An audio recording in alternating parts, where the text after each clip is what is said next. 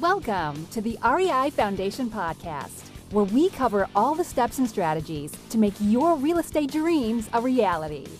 Now your hosts, Jason and Peely. And welcome back to another edition of Multifamily Monday. And if you can recall back just a week ago, which I know seems like decades ago, right?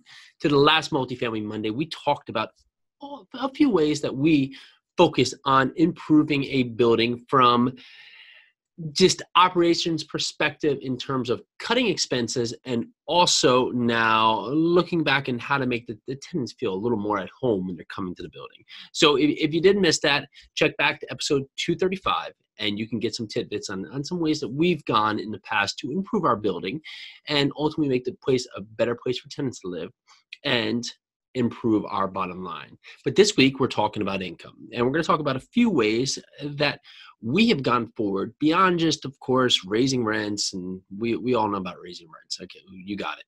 We'll talk about that structure of how we do that in a future podcast. But today we're going to talk about other income drivers that you can use on your property to just maximize the efficiency of the building. Now, one, I'll state that you want to take into account what other buildings are doing around you, because if you have 500 units around you that are not charging pet fees, then it may be hard for you to implement pet fees because you may be trying to break the curve against all the competition around you.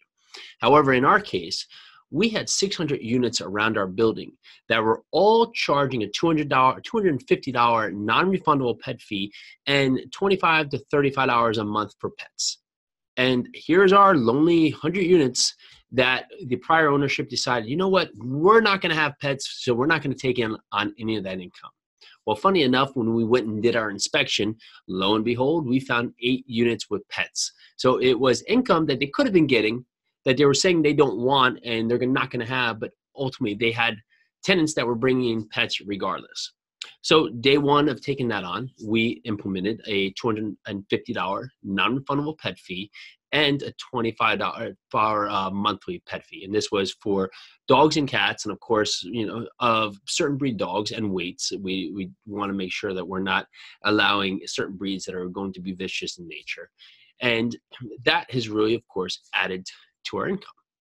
Next, sounds simple, but so many owners, landlords do not do this. You have to implement a proper screening and application process. With that, you want to make sure that you have an application process and you're screening tenants. And this is going to make all the difference, because one of the biggest costs you're going to have is turning units. So if you're going to spend all your money turning a unit and then you're going to do very poor because you're so desperate to get that tenant in there, and you're going to put any tenant in there and you're going to find a month, 45 days, less more, that this is the wrong tenant, and then spend a couple months on eviction just to find that they've damaged the unit, and now you have to go forward and now renovate this unit again. Well, I'm just tired of even talking about it. So for the right point, go in there. Make sure you're going to charge them the application fee. You're going to do a proper screening, proper background check into recent employment. You want to check into other recent places they lived to make sure that they were good actors there before. You want to have strict things. We don't want to see evictions on prior leases. We don't want to see felonies. We want to see a number of things on this. So that's our standpoint. We got to be careful, of course, for tenant laws. That said, once you screen tenants and going through the application process and do your due diligence, then when you have them move in, you want to make sure you have a proper either deposit or first month rent, whatever it is, and not skip on that. It becomes easy just to say this is what we do instead of just trying to make exceptions for everybody, because then you have to remember what the last exception was, and now you have all these different exceptions. So for us, we don't do refundable deposits. We do move-in fees, and those move-in fees go to our bottom line for just preparing a unit, and with that we do a surety bond on top of that. And people might say, why would you do that? Well, we do that because we charge less than someone would be putting away for a security deposit. So if their security deposit is $550, we do a $400 move-in fee and then a surety bond on top of that, which is generally around $75-80. And that now covers up to 1 month's rent damage. So we pass it on to the tenant, and if you do the math, 400 plus 475, even though it's being paid out, in their mind, it's cheaper than money that is $550 that they may have to fight or have fought in the past, and a lot of other rentals that they've had because maybe they've nicked a wall with a chair or something, and then that landlord's trying to take away this money for fixing a wall. So another way we've increased to our bottom line. You can also think outside the box. We had basements, and with those basements, very cheaply, we were able to put in storage units. And within those storage units, now, if it costs us $2,500 to put in 10 storage units, and if we're renting them out at $25 a month, you do the math. We have our money back pretty darn quickly and a very good return on investment. For doing $25 a month, 10 storage units across the board, you're basically making a complete return on your investment over a year. So other ways to think outside of it. If you have maybe difficulty in parking, lots of units, difficulty in parking, you may be able to charge for reserved spots that are closer to units. Or if you're in areas that have lots of sun, adding covered parking to be able to set up for covered parking. There's certain areas that will really like valet or garbage valet. What that would mean is that people will come around and collect your garbage. You don't have to walk a half mile to the dumpster to throw out your garbage. So think about ways that you can utilize your property that are outside of now just quote unquote increasing rents.